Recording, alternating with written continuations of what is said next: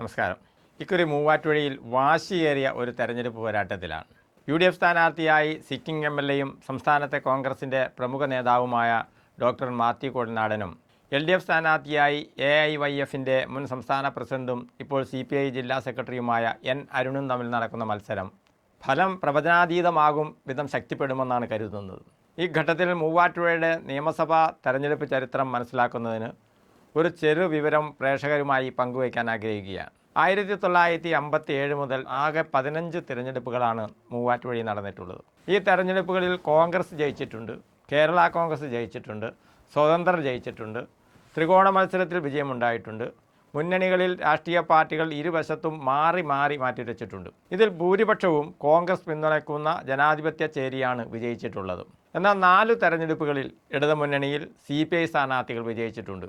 1967 PV Abraham, 1987 doctor AV Isaac, 2006 Babu Paul, 2016 Eldho Abraham എന്നിവരാണ് വിജയിച്ചിട്ടുള്ളത്.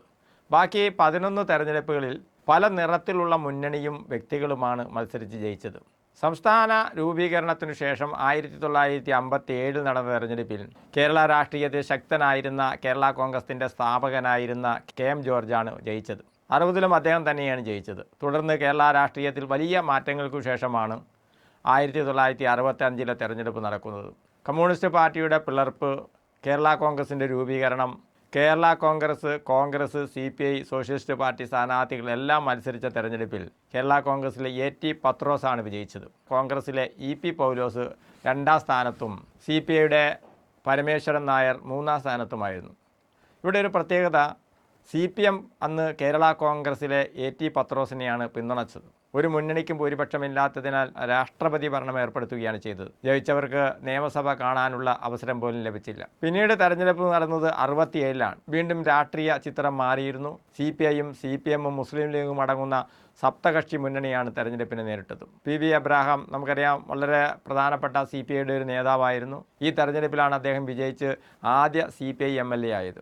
70-ൽ സ്വതന്ത്ര സ്ഥാനാർത്ഥിയായിരുന്ന പൊന്നമ്മ ജേക്കബാണ് മൂവാറ്റുപുഴ ജയിച്ചത്. മുൻ MLA ആയിരുന്ന PV അബ്രഹാം തോറ്റു. കോൺഗ്രസ് 3ാം സ്ഥാനത്ത് പോയി. CPM പിന്തുണയോടെയാണ് പൊന്നമ്മ ജേക്കബ് വിജയിച്ചത്. പിന്നെ അടിയന്തരാവസ്ഥ കഴിഞ്ഞ് 1977-ലാണ് തെരഞ്ഞെടുപ്പ് നടക്കുന്നത്. ഈ തെരഞ്ഞെടുപ്പിൽ കേരള കോൺഗ്രസുകൾ തമ്മിലായിരുന്നു മത്സരം. കോൺഗ്രസും CPIയും പിന്തുണച്ച PC ജോസഫാണ് ജയിച്ചത്. CPM പിന്തുണച്ച സണ്ണി മണ്ണത്തൂക്കാരനാണ് തോറ്റത്. 1980-ലും കേരള കോൺഗ്രസുകൾ തമ്മിലായിരുന്നു മത്സരം. കേരള കോൺഗ്രസ് ജോസഫ് വിഭാഗം സ്ഥാനാർത്ഥി VV ജോസഫ് ജയിച്ചു. കേരള കോൺഗ്രസ് മാണി വിഭാഗത്തിലെ ജോണി നെല്ലൂർ തോറ്റു. CPIയും CPMും കോൺഗ്രസ് യുവും ഉൾപ്പെട്ട മുന്നണിയാണ് അന്ന് പരാജയപ്പെട്ടത്. 82-ൽ VV ജോസഫ് തന്നെ തുടർ വിജയം നേടി.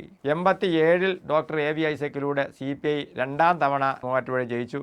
CPI സ്വതന്ത്രനായിട്ടാണ് ഡോക്ടർ AV ഐസക് മത്സരിച്ചത്. 91, 96, 2001-ൽ കേരള കോൺഗ്രസിലെ ജോണി നെല്ലൂർ തുടർച്ചയായ വിജയം നേടി. യഥാക്രമം doctor AV Isaac, advocate PM Thomas, George Kunnappally എന്നിവരായിരുന്നു എതിരായി മത്സരിച്ചത്. 2006-ൽ ബാബു പോൾ ജോണി നെല്ലൂരിനെ തോൽപ്പിച്ച് CPIയുടെ 3ാം വിജയം നേടി. 2011-ൽ കോൺഗ്രസ് നേതാവ് ജോസഫ് ആഴിക്കൻ സ്ഥാനാർത്ഥിയായി വന്നു. ബാബു പോളിനെ തോൽപ്പിച്ച് മണ്ഡലം കോൺഗ്രസ് കൈപ്പിടിയിലാക്കി. 2016-ൽ എൽദോ എബ്രഹാം ജോസഫ് ആഴിക്കനെ തോൽപ്പിച്ച് CPIയുടെ 4ാം വിജയം നേടി. 2021-ൽ ഡോക്ടർ മാത്യു കൊഴൽനാടൻ എൽദോ എബ്രഹാമിനെ തോൽപ്പിച്ചു. ഇപ്പോൾ 2ാം തവണ തെരഞ്ഞെടുപ്പിനെ നേരിടുകയാണ്. പാർട്ടി എന്ന നിലയ്ക്ക് വിലയിരുത്തുമ്പോൾ കോൺഗ്രസിൻ്റെ 4ാം വിജയമാണ് മാത്യു കൊഴൽനാടൻ്റേത്. നിയമസഭയുടെ പൊതുചരിത്രം പറയുമ്പോൾ കോൺഗ്രസ്, CPI, CPM, കേരള കോൺഗ്രസ്, മുസ്ലിം ലീഗ് പാർട്ടികളൊക്കെ മാറി പല മുന്നണിയുടെ ഭാഗമായിരുന്നതിനാൽ ഇടതുപക്ഷം വലതുപക്ഷം എന്ന രീതിയിൽ തിരിച്ച് മുൻ ഫലങ്ങളെ വിലയിരുത്താനാവില്ല. 1980-ന് ശേഷമാണ് LDF, UDF എന്ന രീതിയിൽ ഇന്നത്തേതിനു സമാനമായ മുന്നണി രൂപപ്പെട്ടത്. ഇതിനിടയിൽ രാഷ്ട്രീയ സാഹചര്യങ്ങളിൽ വലിയ മാറ്റം എല്ലായിടത്തും സംഭവിച്ചിട്ടുണ്ട്. വോട്ടർമാരുടെ നിലപാടും സമീപനങ്ങളും മാറിയിട്ടുണ്ട്. രാഷ്ട്രീയ ആഭിമുഖ്യങ്ങളിൽ മാറ്റം സംഭവിച്ചിട്ടുണ്ട്. ഇതെല്ലാം തെരഞ്ഞെടുപ്പിൽ പ്രതിഫലിക്കുന്ന ഘടകങ്ങളാണ്. 2026-ൽ സിറ്റിംഗ് MLA ഡോക്ടർ മാത്യു കൊഴൽനാടനും N അരുണും തമ്മിൽ മത്സരിക്കുമ്പോൾ ആര് ജയിക്കും എന്നത് നമുക്ക് കാത്തിരുന്ന് കാണാം. മാത്യു കൊഴൽനാടൻ ഫൈറ്ററായിട്ടുള്ള ഒരു രാഷ്ട്രീയ നേതാവാണ്. പിണറായി വിജയനെതിരെയുള്ള നിലപാടിലൂടെയൊക്കെ അദ്ദേഹം അത് ബോധ്യപ്പെടുത്തിയിട്ടുള്ളതാണ്. N അരുണാകട്ടെ CPIയുടെ വിദ്യാർത്ഥി യുവജന നേതാവായി വളർന്നു വന്ന വ്യക്തിയാണ്.